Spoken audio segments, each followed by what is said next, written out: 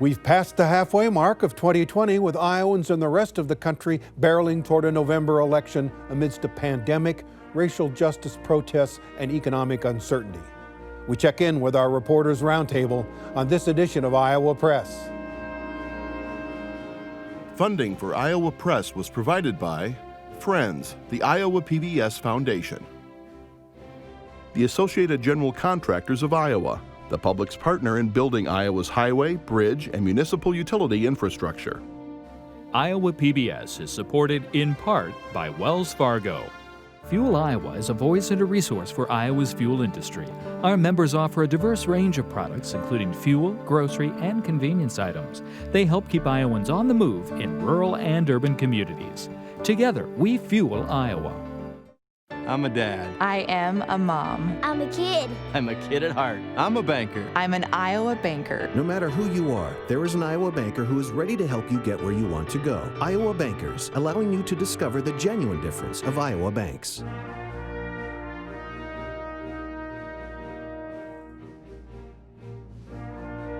For decades, Iowa Press has brought you politicians and newsmakers from across Iowa and beyond, celebrating nearly 50 years of broadcast excellence on statewide Iowa PBS. This is the Friday, July 10 edition of Iowa Press. Here is David Yepsen. 2020 has been a year unlike no other for Americans. What was destined to be a contentious election year added a global pandemic and widespread racial justice protests. For the reporters covering politics and issues here in Iowa, they can mark their calendars here with less than 4 months to go until the election. And some of those reporters that join us here today at the Iowa Press table: Caroline Cummings is politics reporter for Sinclair Broadcasting Group. Brianne Pfannenstiel is chief political reporter for the Des Moines Register. Kay Henderson is news director for Radio Iowa. And joining us for the first time on Iowa Press is Ty Rushing, managing editor for the Northwest Iowa Review newspaper in Sheldon, Iowa. Ty, welcome to the show. It's good to have you with us. Yeah, thank you. I appreciate the invitation. I want to hear from everybody on an opening question. I'll start with you, Ty. What's the political fallout in Iowa from all these protests in the wake of George Floyd's murder? It's kind of interesting. I mean, we got the racial justice bill passed in the legislature, but like what I'm seeing in my corner is that a lot of people were tired of the protests. You know, and I'm in a predominantly white, rural, conservative area. And so, like, I'm just seeing, that's what I'm seeing on social media posts. Like, when we report about it, people are getting upset, like, that we're still continuing to report about these things because there's still been some local connections. For example, one of our reporters did a story yesterday that went online about a family in Spencer, a biracial family, white dad, black mom, 2 little girls who were biracial, and they did Black Lives Matter chalk art. And then that reporter got some hate mail saying that these little girls don't know what they're doing. He called it a disgusting article and just went on and on and on. And I had a gentleman who was upset about a guest column from Ryan Smith the other day because he was like, they didn't put that noose in Bubba Wallace's garage on purpose, so why would you let him say that in the article? And you should put a note in there and correct that. And he went on for 30 minutes about that. And, you know, you're just seeing more and more of that. Like, it's kind of, you're kind of seeing the blowback. The backlash. Yeah. Brianne, same question to you. What's the political fallout from these protests? Well, the Register polled the state about a month ago asking how Iowans feel about the president right now. And his approval rating has fallen a little bit, but particularly when we ask about how he's handled these protests, it's much lower. Just 36% of Iowa adults say that they approve of the job he's doing in handling these protests right now. And that's 55% who disapprove. And so that shows you that there's some discontent even among Republicans, people who generally approve of what he's doing, of the way that he's handling this particular issue. So we're seeing some discomfort there among Iowans with the way the president is handling this. We'll see how that plays out as the general election continues. Caroline Cummings, what do you see out there? So as much as as Ty referenced, perhaps there's some exhaustion with the protests, as Brianne mentioned. There's some discomfort among people the way the president has handled issues. I think an important facet of this is also the awakening, perhaps long overdue, about some of these disparities in our country and certainly in our state.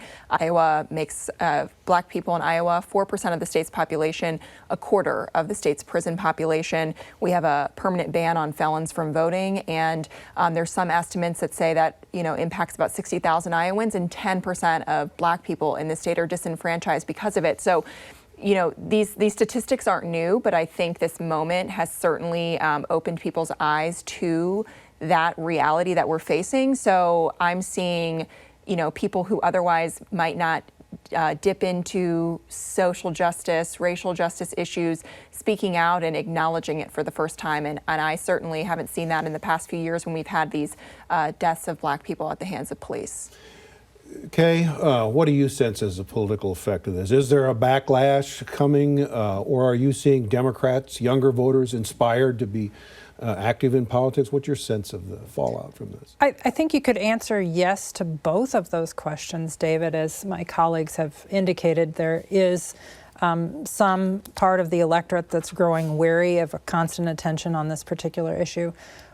One thing that's been interesting to me is that there's a great focus on action not only at the state level, but at the local level. And so you see local protests seeking action from a city council, for example, or you see a city council speaking with its police department and talking about reforms at the local level.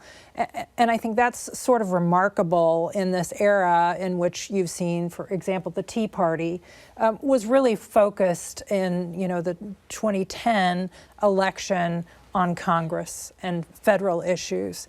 And to a large extent, this has become sort of a bottom-up movement, which is a lot different than what we've seen recently in terms of movements nationally. Any permanent effects?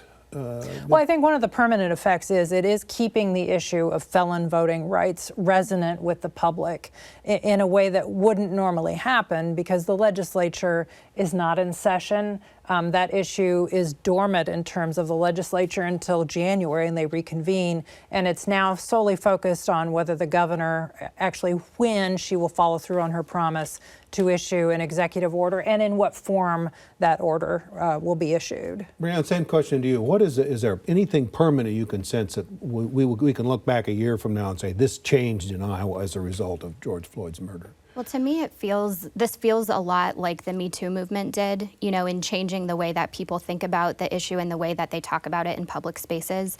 You know, just as women were having all of these conversations privately and Me Too brought them public, I think Black Iowans, Black Americans have been having these conversations for a very long time, and this movement has given space for them in a more mainstream audience. So I just came from an event this morning where Senator Joni Ernst was speaking with Representative Akeo Abdul-Samad and other leaders in the Black community. And I don't know that that conversation would have happened a year or 2 years ago. And if it did, I don't know that it would have happened with that same frank language, because there was some very honest conversations that were happening. People speaking openly about white privilege and what it means for a white senator to speak on behalf of Black Iowans. So I think that that's something that will continue, that the way that people think and talk about this issue will last. Caroline, talk about what happened in the legislature on policing issues. So obviously the George Floyd death happened and sparked a national outcry. And very soon after, legislative Democrats came forward with a plan to say these are actions we can take right now to make policing more fair in our state.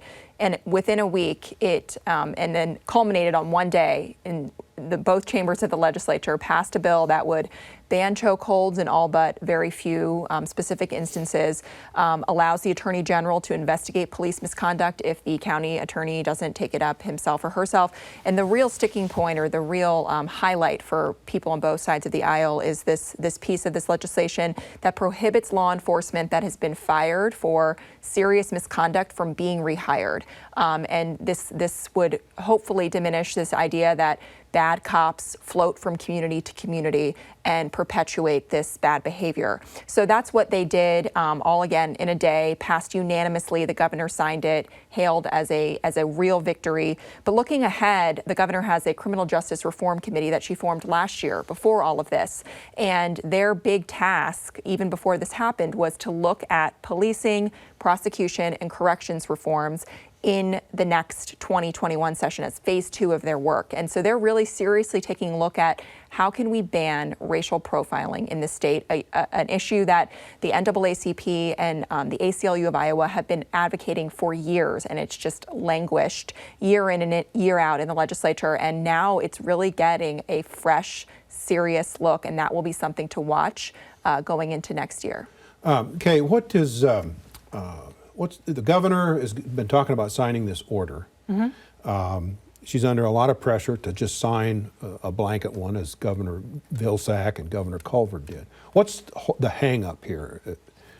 Well, it became clear when she introduced this concept in January of 2019 that Senate Republicans were reluctant to do essentially what you're saying, give a blanket restoration of voting rights without addressing some of the tangential issues, like how do we address the repayment of restitution? How do we address the repayment of fines? There's been some court action vis-a-vis what's happened in Florida, which had this sort of early debate on this. And so it's the sense of, I think, all of our reporting that what she's trying to craft is something that incorporates those ideas in it, and that would then become, in the 2021 session, the proposed constitutional amendment that would not only restore voting rights, but define what it means to complete your sentence, and also define which released felons would perhaps never have their voting rights restored. Ty, I want to turn to you. You're an editor in one of the most rural, whitest, conservative areas of the state and of the country. Right. How have you been received? Honestly, it's been positive for the most part. Like, you know, there's a lot of good people in Northwest Iowa, but the folks who are negative and nasty are incredibly so. Like, I mean, I got some messages, I've gotten some emails, I've gotten some, you know, just correspondence that has just been incredibly nasty and negative that, you know, people were kind of stunned when they see some of the stuff. Like, I wrote a story last year for our Take Fives, which is our reporter blogs, with 5 like weird emails that I've gotten over the years, including some from people denying the Holocaust, a lady who was upset that Popeye's chicken in Sioux City didn't have the same lemonade as the Popeye's chicken in another community, and things like that. And so I'm laughing about these because I'm like, these are, well, not the Holocaust obviously, but I'm laughing about some of the other ones in that listed in there, and people are like, oh, these are so bad. I'm like, no, these aren't bad. I'm not sharing the bad ones. Like in this one, the most recent example, someone sent 2 letters. They sent the first one, and they closed it alluding to a black agitator who was educated in the Kansas City public school system, who's imagining racism to cover up for his own wicked sexual sins. And so that's how the first one went, but he retracted that and sent another one 2 days later to clarify that it was indeed me, the black agitator from Kansas City, who was covering up for his own wicked sexual sins by alluding to racism. But for the most part, though, you feel like you've been treated pretty well. Yeah, no, absolutely. I would say I've been treated well for the most part, with the exceptions. But the exceptions are like extreme. Ty, yes, you mentioned you come from Kansas City, but you've worked in Newton and you worked in Sioux City, and you've been in Sheldon for how many years? Both 10 years, 4 years. Okay, so you've been around Iowa a little bit. Yes. What don't Iowans understand about African Americans? I think a lot of Iowans I think a lot of Iowans, I think they don't understand racism, or like the differences between like how a black person is treated in America and a black person and a white person is treated in America. And a lot of people are just like, they think being not racist is just enough versus like being actively anti-racist. Like, you know, they think a lot of them just kind of view it as it's a black person's problem, like they're like in racism, and it's not. We need help with that. Like, we can't continue to educate people and be the only ones educating people and standing up for rights and explaining why this is unfair and why a person shouldn't be pulled over just because of what they look like, and why a person shouldn't have to, you know, change their name on a job application just to get an opportunity. I mean, my full name is Tyron, but I couldn't get an internship until I started going by Ty, which is why I've been Ty ever since. And so a lot of people don't understand those things, and they don't understand those struggles. And so, you know, I think more people need to be open to hearing about them. Like, I think at the beginning of the protest, you saw people who were willing to listen and willing to learn, but they've become like, oh, well, now they're blocking people from going to IV, and oh, they destroyed a police car, oh, and now they're getting rid of my great uncle racist statue who's a Confederate. And so they're getting upset by those things instead of being the issues of people being killed in the street by law enforcement, you know, members. And so, like, I think you got to be more understanding and more empathetic and like be willing to listen and just cut through the noise. What else do you think white Iowans need to know or do about racism? Talk to a black person. Like, straight up, talk to a black person. I mean, I think that's what's kind of helped me out in Northwest Iowa, and a lot of people, just get a better perspective of things because they, I tell them all the time, I'm very open about having conversations with anyone about anything, and I make myself available, and I've had a lot of those tough conversations with people behind the scenes, in the pages of my paper with the publisher, Peter W. Wagner, and so I think you can't be scared to talk about race and racism in America, and so many people, consider it like an impolite conversation, and it's like, it shouldn't be. It should just be a standard conversation. It should be one that you be willing to have. I mean, you want everyone to feel the same, to love America the way you love America. So, like, show them that and then try to understand why they may have some grudges against the country that you love so much. So what should a white person do when you hear somebody use the N-word, tell them a racist joke? What do? Say nothing? Correct them. Stop them. Explain to them why that is wrong. Explain to them why they shouldn't be doing that. Like, explain to them, like, just because you're listening to a rap song doesn't mean you can recite every lyric. You talk to them. Don't just let it slide by. Changing gears, Brianne, another big issue in front of us right now is COVID. And a lot of different angles to that story as well. How is Governor Reynolds handling this? You guys have done some polling. Right. The polling that we've done was from about a month ago. So this was in June. Her approval rating had actually ticked up about 2 percentage points to 56%. So we were really curious going into this whether she would face backlash for her handling of the coronavirus, either because people felt that she didn't go far enough in instituting, a statewide stay-at-home order, or from people who felt that those restrictions were too aggressive. And actually, she held pretty steady from 54% to 56%. So I think right now Iowans look at this situation as an evolving crisis, and they're willing to say, our governor is doing the best that she can. I think they see her as weathering the storm. Again, this was from a month ago, and those 3 months kind of covered the first rise in Iowa of all of these cases and the first really amassing of all of these cases. And they started to level out for a little bit. And as we start to see them ramp up again, we'll see whether that still holds. Caroline, what do you think? Well, I think Brianne noted an important point here is that we kind of saw that uptick, and then cases were kind of not bottoming out, but they were pretty steady, and we're starting to see that uptick again. And the governor said this week that that uptick is largely concentrated among young adults from ages 18 to 25. And we've seen the clearest indication from her yet that she is willing to reinstate restrictions if necessary. She's been asked about this for months since she started to reopen, but she always kind of, said, well, we'll take a look at that. What is our data showing? And not giving a clear answer. And this week she said, if we're seeing the upticks linked to bars, maybe we have to look at curbing bar hours, rolling back, as she said, some of those mitigation efforts onto bars. So I think they're taking it seriously in that there is an uptick and that they are going to, unfortunately have to face that like other states across the country are having to do. Kay, what's the political fallout for President Trump in Iowa on the way he's handled this COVID episode? I think Brianne's poll took sort of a snapshot of that. Right. I think, how we'll see the president handling this, again, has yet to play out. But, Iowans are looking at the way that he's handling it. They're looking at the way the governor is handling it. They're looking at their local leaders. This is so, split in so many different ways, the ways that local leaders are handling these issues. And so I'm really curious as a reporter to see how that does play out politically, whether people will blame the president or whether they'll blame their local leaders. These issues affect so many different spheres of public life. One of the hottest issues all over the state right now, Ty, is the opening of schools. And what should schools do? It seems to be chaotic. What are you sensing in Northwest Iowa? It's kind of the same way. I mean, districts they've been working on their plans. They got special committees and they got these sort of things. But then you had Secretary DeVos say the other day, we want everyone in buildings. And then you had the president double down on that on Twitter.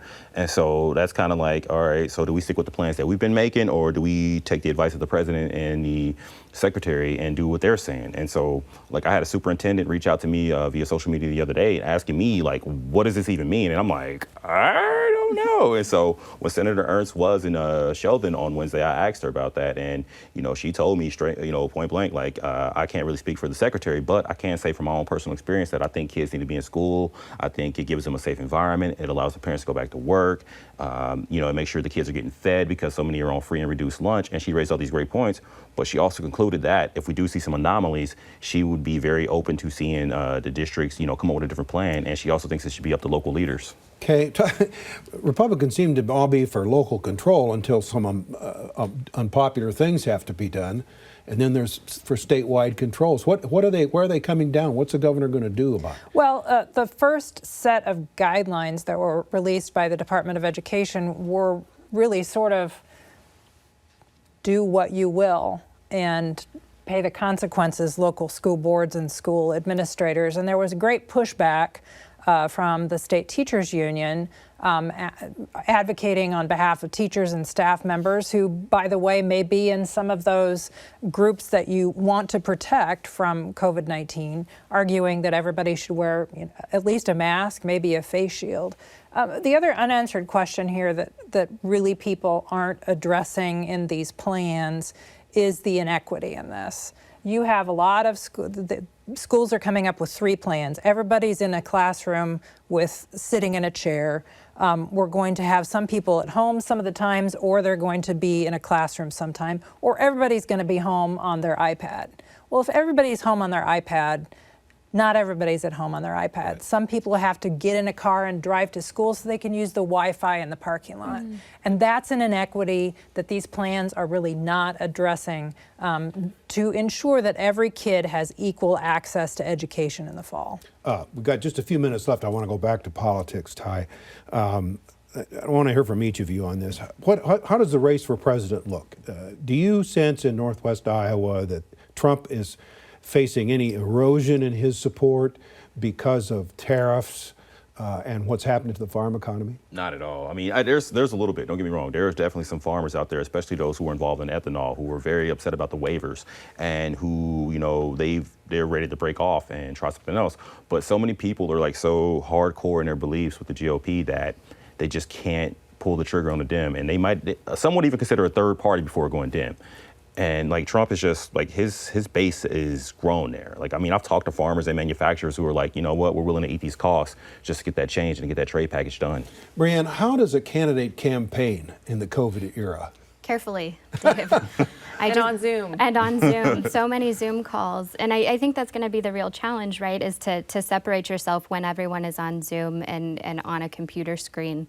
You know, in Iowa, we really pride ourselves for retail politics, and that goes for presidents, for congressional candidates, for local candidates, and that's just not going to be possible right now. So we are seeing Zoom calls, but we're starting to see some of these in-person events pick up a little bit. You know, I said I came from this Joni Ernst event, and that was on the official side, but you get the idea. And, you know, she arrived in a face mask. Her staff was wearing face masks. The event was limited to a handful of people and reporters.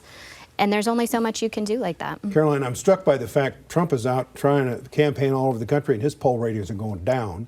Joe Biden is stuck in his basement doing everything by TV and his poll numbers are going up. What do you make of this campaign? Well, I think it's kind of highlights this political divide that coronavirus has stoked in a way that perhaps we didn't anticipate, because it's a public health disaster.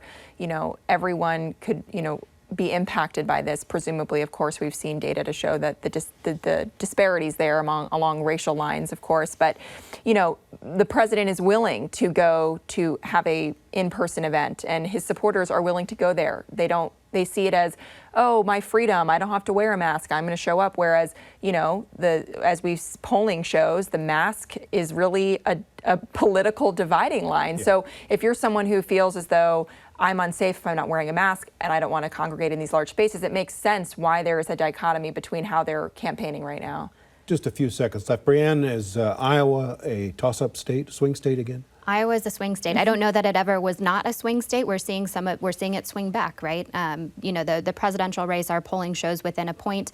The Senate race is within 3 points. Both of those are within our margin of error. In congressional districts, we see Iowans choosing Democrats in 3 of 4 seats. I don't think you can say Iowa's not in play when you look at those numbers. Kay, talk about that Senate race. We've got a minute left. Is Joni Ernst truly vulnerable? The polling would suggest so. And, if you look back in 2014 when she won, $87 million spent on that race, like $1 out of $5 were spent by the candidates. If this doesn't, top $100 million, I would be really surprised. This is one of the races that Democrats need to flip if they're going to win the Senate. Isn't the presidential race tied to the Senate race? Sure. I mean, do any of us expect to see somebody vote for Donald Trump and Teresa Greenfield? No. Or vice versa. Or vice versa? And the other thing here in regards to the presidential race is last time around you had some sort of well-known third-party people. This is a two-party race. You're either a Trump person or you're a Biden person, and I don't think it's that surprising that Iowa's a swing state again. So, given the numbers, maybe Joni Ernst will have to help carry Donald Trump across the line. Could be. Perhaps, yeah. To be continued. Thank you all for being here today, and thanks, Ty, for making that trek down from Sheldon. It was a long one. Appreciate you being here. And we'll be back next week for another edition of Iowa Press at our regular times with Iowa's junior senator, Joni Ernst. She's locked in that tight re-election bid. Senator Ernst on Iowa Press next Friday night at 7:30 and again at noon on Sunday. For all of us here at Iowa PBS, I'm David Yepsen. Thanks for joining us today.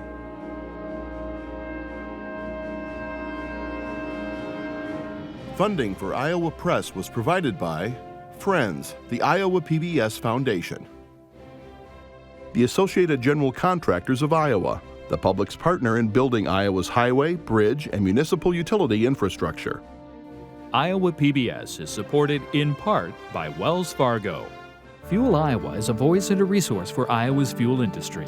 Our members offer a diverse range of products, including fuel, grocery, and convenience items. They help keep Iowans on the move in rural and urban communities. Together, we fuel Iowa. I'm a dad. I am a mom. I'm a kid. I'm a kid at heart. I'm a banker. I'm an Iowa banker. No matter who you are, there is an Iowa banker who is ready to help you get where you want to go. Iowa Bankers, allowing you to discover the genuine difference of Iowa banks.